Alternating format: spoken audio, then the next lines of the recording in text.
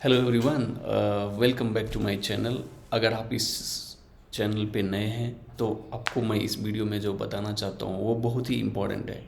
Important इसलिए है आपके लाइफ के लिए कि अगर आपको करोड़पति बनना है, हाँ आपने सही सुना, अगर आपको करोड़पति बनना है तो आपको दो तीन चीज़ें बहुत ही ध्यान देना पड़ेगा।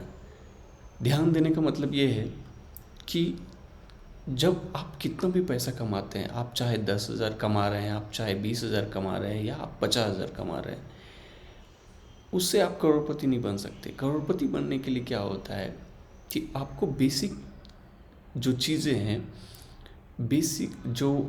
बेसिक फंडामेंटल्स है वो आपको पता होना चाहिए। आप देखे होंगे आपने समाज में या आसपास में कि बहुत सारे लोग बहुत पैसा कमाते हैं पर वो अमीर नहीं बन पाते।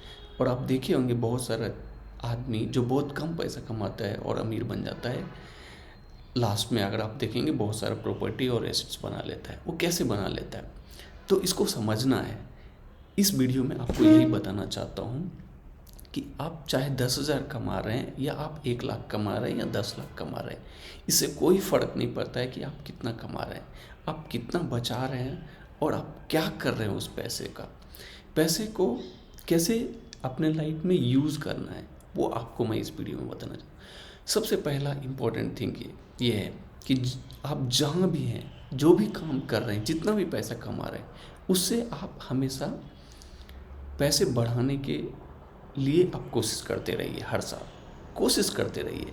अगर आप 10,000 है तो आप कैसे सोचिए नेक्स्ट ईयर कि मेरा 11,000 या 12,000 या 20,000 हो जाए।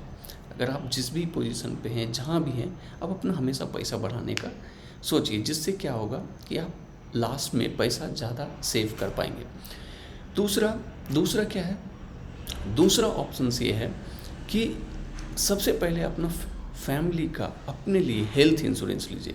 आपको पता है हेल्थ इंश्योरेंस कितना कॉस्टली। हेल्थ इंश्योरेंस का मतलब ये है कि जब आप बीमार हो या आपके मम्मी पापा या आपके डिपेंडेंट वाइफ बच्चे बीमार हो जाएं, तो आप हॉस्पिटल में आप उसका इलाज कर पाएँ।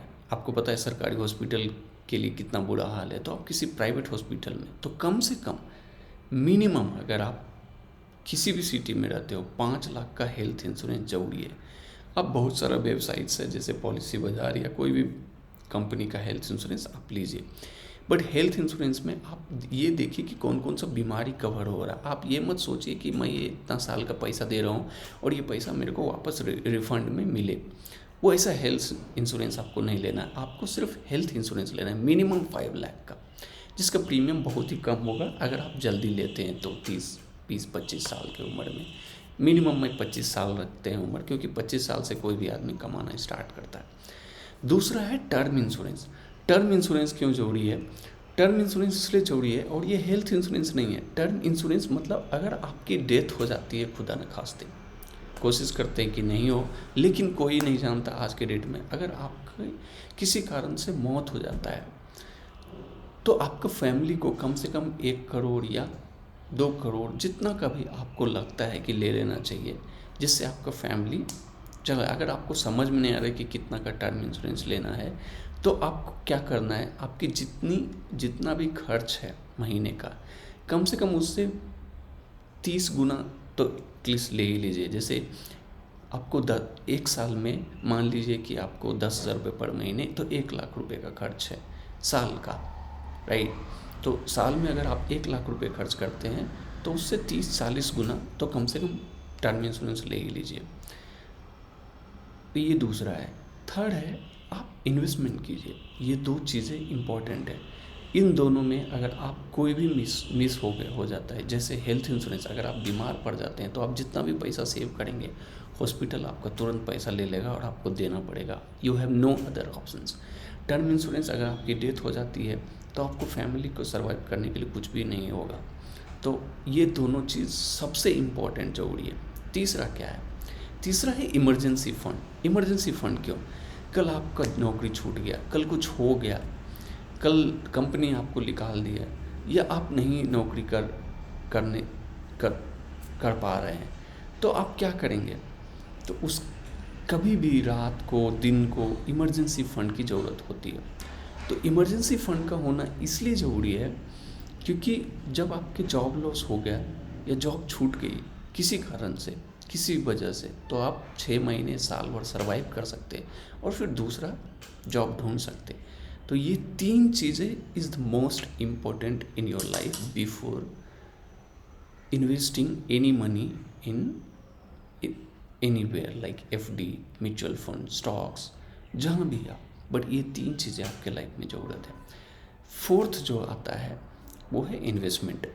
अब पैसा कमाने से और आप सेविंग अकाउंट में या FD में पैसा जमा करने से, पोस्ट ऑफिस में पैसा जमा करने से आप अमीर नहीं बन सकते। आपको क्या करना पड़ेगा, उस पैसे को इन्वेस्ट करना पड़ेगा। आपने उस पैसे को कमाया, अब आप उस पैसे को इन्वेस्ट करना पड़ेगा। तो इन्वेस्ट करने के लिए क्या है, आपको कम से कम, अगर आप जितना भी इनकम आप कमाते हैं सैलरी से, पहले आप डिसाइड कीजिए कि आप कितना इन्वेस्ट कर सकते हैं। मान लीजिए आप 1000 इन्वेस्ट कर सकते हैं तो इन्वेस्ट कीजिए, 2000 इन्वेस्ट कर सकते हैं तो 2000, सिमिलरली 20,000 इन्वेस्ट कर सकते हैं तो 20,000, बट आप सैलरी आने से तुरंत इन्वेस्ट कर दीजिए, फिर जो बचता है उससे खर्चा कीजिए।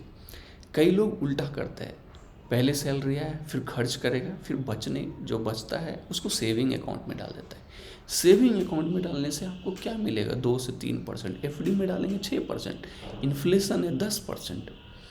तो आप हमेशा ये ध्यान रखें कि ये 3 चीज़ें बहुत ज़रूरी है। पहले हेल्थ इंश्योरेंस, अगर आप बीमार हो गए, टर्म इंश्योरेंस अगर आप मौत हो गई, third emergency fund, fourth is saving, investing not the saving.